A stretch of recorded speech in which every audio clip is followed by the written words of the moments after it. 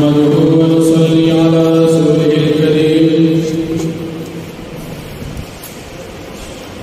أما بعد فأعوذ بالله من الشيطان الرجيم بسم الله الرحمن الرحيم يا أيها الذين آمنوا لا تأكلوا أموالكم بينكم بالباطل إلا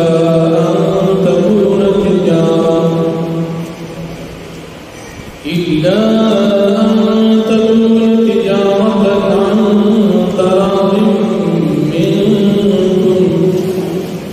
ولا تقتلوا أنفسكم إن الله كان بكم رحيما صدق الله العظيم. سورة النساء پنځمه پارا 9 نمبر آیت په مخکې آیاتونو کې د نفسونو حرمت بیان شو چې کوم نفسونه په تاسو باندې حلال دي او کوم حرام. اوس په دې آیاتونو کې الله پاک د مال او د نفسونو حرمت او احترام ذکر کوي چې کوم مال تاسو لپاره حلال دي او کوم حرام دي، او بیا د نفسونو احترام ذکر کوي چې تاسو د نور انسانانو د نفسونو احترام وکړئ. الله رب العالمین فرمایي چې تاسو مؤمنان په خپل منځ کې خپل مالونه په ناجایز طریقې سره مه خورئ، حرامي طریقې سره خپل مال تاسو مه خورئ. کاغه حرام طریقه د سود ده، د جواري ده، د دوکي ده، د غلا ده، د غصب ده، یا د بل مسلمان نه په بل حرام طریقې سره مال اخیستل دي. الله پاک فرمایي دا حرام دي، نظام وساتئ.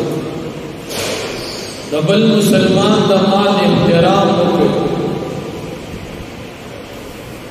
او کنه د بل مسلمان نه تاسو مال اخلي نه په ناراضګۍ نه په رضا په تجارت سره توافق. لکه یو مسلمان د بل مسلمان سره تجارت کوي په رضامندۍ باندې د یو مال اخلي، نه هغه بیا تاسو لپاره جایز دی. لکه څنګه چې بیع وي، لکه یو سړی کتاب واخلي، دکاندار ته پیسې ورکړي، دلته اوس د یو بل مال واخیستو په رضامندۍ، د کتاب ته ضرورت ده، پیسو ته ضرورت ده. دې نه علاوه نور څه د تجارت د بیع چې د اصول او د شریعت سره موافق وي. او په دې مسله کې د بل مسلمان نه بې تپوسه مال اخیستل هم داخل دي. لکه یو سړی د پردې چپړې واخلي، نو پردې چپړې بې اجازه ته اخیستل پخپو کول ګناه. البته داسې وي چې استاد او تپتی دا مې شاګرد دا د فلانې چپړې، او شاګرد په دې خوشحالېږي چې زما چپړې زما استاد واچوي، یا یو ملګری دی صادر دی ورسره بل ملګری خوشحالېږي زما دا صادر دی روان. په داسې صورت کې بیا جایز دي او رضا شرط. او کنه جماعت ته منزل راشي، زړې چپړې راوړي او ځان سره په خپل کې دی یو سي حرام. یا مثال یخنې مصب دي ځان سره بیکاره صادر راوړي او دسکی او هغه کېږي، او چې کله او داسې کې نو نوې صادر کوګو واچي یو سي، نو که څوک وایي چې دا خو دې نوې یوړو یاره وایي زه پوه شوی نه وم، زوړ پرېږدي او نوې وړي په دې نه پوهېږي. نه پوهېږي په هله چې ته نوې پرېږدې او زوړ یو سي. چېرته هم تاسو دي اورېدلي چې یو سړي زړې چپړې یوړې او نوې پرېږدي، یا زوړ صادر یوړ او نوې پرېښودې، داسې څوک نه کوي. دا حرام. مسلمانان نه ډېر کمزوري، جماعت ته براشو منزل عبادت ته چې کله راشو بیا د د مون سره ځان سره پردې چپړیو یو طرف ته دلال اخلاص کې عبادت دی او مون دی او بل طرف ته پردې حرام مال ځان سره یو انسان دی دا حرام کړه او بل الله جل شانو فرمایي تاسو خپل ځانونه مبلغ کوئ نو بیا د خپل ځانونه مبلغ کول علما ته تفسیر کوي یو تفسیر دا کی چې تاسو خودکشي وکړئ خودکشي کول دا حرام قیامت پورې به خودکشي کول کې په قبر کې عذابونه الله دې مسلمانان د خودکشي نه وساتي او دیم تفسیر علماء دا کی کتاب المسلمان مړ کړه دا په دې په قصاصن مړ شي دا دوی کتاب خپل ځان مړ کړ مسلمان تا مړ قصدن او دا غي په بدل کې ته قصاصن شریعت مړ کړی دا تا ځان مړ کړ بل نه مړ کړ کتا دا بل مسلمان نو مړ کړ ته نه مړ کړ دا سب الله پاک دا صفات دا حرام دی ځان قتل کول یا بل مسلمان قتل کول دا حرام تر مسلمانان دې کړه بیکار کلمه وایو مونږ داس کو او بل مسلمان وینه تو یو لا تبیا ګنا نه معمولی غصه او بل مسلمان مرکا سچلې ول ما ته دا خبره کړ حرام دې راوړي کہ یو مسلمان بل مسلمان مرک قصدن او دغه خیال نو چې دا مرګ ما تر رواج دا کافر او کنا دغه خیال دا چې مرګ ناروا دي په بیا ورکو بیا دا الله وخت څومره وخت پورې د جهنم نه څومره وخت پورې جهنم کې بیا دې وباس کافر نه خود جهنم سزا ده دا الله وخت بیا دې کړل وباس بلکہ دنیا کی تا سزا ملو جو اللہ کے دربار کی تو پدی سزا نہ خلاصی کہتے ہوئے جزم پر کے مرضی اللہ خبر مسلمان پر کری ادا اللہ وخدا تو معاف کیجئے اور کدر نہ معاف کیجئے مسلمان و بل مسلمان نہ قتل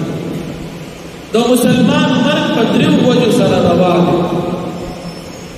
یودا جی مسلمان رولے کہ بل مسلمان مڑکی قصدن نو د دې قاتل مرګ رواج قصاص مسلمان حکومت له ورکړي دوی دا چې مسلمان ته وغه مرتد شو نعوذ بالله دین پرې خو کافر شو د تبا درې ورځې په ولادت ترکی کې توبه او صرف ټیک ته ونه دی بیا مرشي ارتدادا او درې دا چې مسلمان شادي شوه دی او زنا یې دی برجمن قتل د دین علاوه مسلمان مرد په بل طریقه کې روان دي الله وی بل مسلمان تاسو عمر کوي او خپل ځانونه مملک کوي اوس کې چادا سے کار وکړو دبل مسلمان مال په نه حق طریقې سره وخوړو یا بل مسلمان له تکلیف ورکو او هغه ورکو دې سړي زیاتیو کو الله وی موږ جهنم کې داخل او جهنم پر د خوبونو د مزو زید دا د عذابونو زیدي الله دې موږ تاسو د جهنم نو ساتي بیا الله دې شانو فرمایي که تاسو د غټ ګناهونو ځان بچ کو واړو ګناهونو بس تاسو معاف کړ او تاسو ته عزت درکړ اوس په دې آیت کریمه باندې دلیل به معتزله د ایمان په مفهوم کې د علماء ډېر اقوال دي خو مختصرا یو جماعت پکې اهل سنت دي بل جماعت د دې مبارک د معتزله او د درې جماعت په دې باب کې د خوارج اهل سنت ایمان د دې زړه د یقین عبارت ستا په زړه کې دي چې الله یو دا ایمان او په خلی باندې اقرار د ایمان کول دا شرط دی چې پتا به اسلام احکامات جاری کی او دا عمل په اعمالونو باندې چې د مونږ کې روزه کې دا د ایمان علامه ده خو ایمان نوم د دې زړه د یقین اهل سنت دا معتزله وایي ایمان عبارت دي د درو سيزونو یو د زړه یقین به عمل او درې د خلی اقرار ناغي د دې وجنوي کده خلی نه دي که عمل دې خراب شو مسلمانان نه وته لکه مثال تامون زو نه کو تامون فرض کو دي نه کو هغه مسلمان پاتې نشو بیا معتزله وي چې مسلمان پاتې نشي نو څه شوي وای دا مسلمان هم نه دی او کافر هم نه دی په دامن کې دې تدیو منزله بین المنزلتين او دریم جماعت په دې باب کې مختصرا د خوارج دي هغه وی چې ایمان عبارت دی د زړه د یقین نه د اقرار نه او د عمل نو که عمل له خراب شو مسلمان پاتې نشو کافر شو لکه مثال تامون سپری خو نو خوارج وی ته کافر شو دارو وړه خوارج وی ته کافر شو دا شاک مثال دا اخلاق وړه خوارج وی کافر شو لکه عمل بالله نو په دې آیت باندې دوی دلیل دي چې ګناه کبیره دې ونکړه الله به واړو ګناهونه معاف لیکن د قران کریم د ټولو آیاتونو په موافقت کې د اهل سنت والجماعه مذهب دي اهل سنت او ایمان د زړه د یقین نو په ایمان دښتا عمل له کمزور دي بیا مسلمان د دې وجه قران کریم کې الله پاک فرمایي اے مؤمنان تاسو توبه وباسئ یا ایها الذین آمنوا توبوا الی الله چې سړی ګناهونه کوي توبه وباسئ او الله وی مسلمان توبه وباسئ عمل کمزور دي او بیا ته مسلمان یا الله جل شانه فرمایو ان طائفتان من المؤمنین اقتتلوا مسلمانان خپل منځ کې جنگ وکړو نو الله وی تاسو مسلمانان یې او عمل مو د جنگ بیکار اور ایمان دا د زړه یقین عمل دا ایمان کې داخل نه دي دا د ایمان هغه علامه ده چې ته مونږ کې ته مسلمان نو اوس د دې آیت کریمه د نور آیاتونو سره موافقت پداش چې غټ ګناهونه دا معاف کیږي په توبه او واړه ګناهونه دا معاف کیږي د الله په فضل او په نیکو باندې ان الحسنات یذهبن السیئات نیکه سره واړه ګناهونه معاف کیږي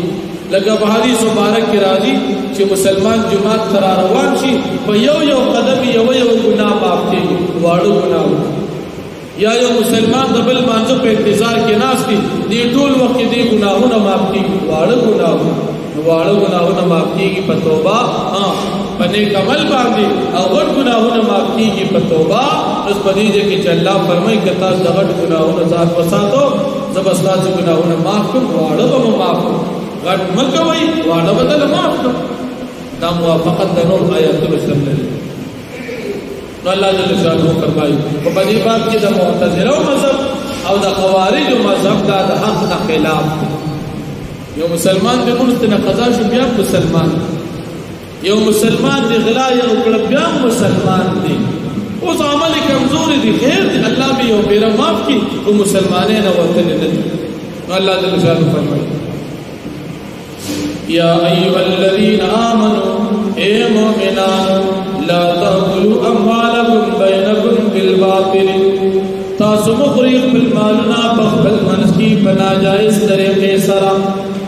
بحرام طریقے سرا حرام طریقے سے صبر گناہ گناہ طریقے سر غلا دا جواری دا ډاکا دا دروغ دی دوکا دا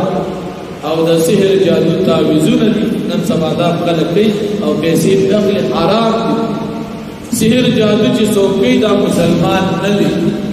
او دې په پیسې بخلي الله یې حرام کړو الا ان تكون تجارت عن تراض منكم مگر کوي دا مال قسل د مسلمان نه په طریقې د تجارت پر ځامن دې تاسو باندې تجارت وکړو مال د مسلمان نه قسطي شي په حالات ولا تقتلوا انفسكم او تاسو مقتل کوي خپل ځانونه یا خودکشي کوي او یا بل مسلمان چې مرګه د خپل ځان ورکول بل مسلمان ته تکلیف مو ورکول ان الله كان بكم رحيما بشك الله پاک دی پتا سبحان مهربان ومن يفعل ذلك عدوانا وظلما او چا چې دا کار ناحق مال وکړو یا بل مسلمان مړکو عدوانا پزیاتی سرا و ظلما او بظلم سرا عدوان د بل مسلمان ته حق کې زیاته کوي او ظلم د الله جل شانه په حق کې زیاته کوي فسوف نصليه نارا فزرد جمع بدي داخل کو اور د جهنم تا وکانه ذلك على الله يسيرا او د کار په الله پاک باندې آسان ان تجتنبوا كبائر ما تنهون عنه اجرتا سزان بچ کی د غټ گناهونو ماذا گناهونه تنهون عنه چتا صداغي نه منشوي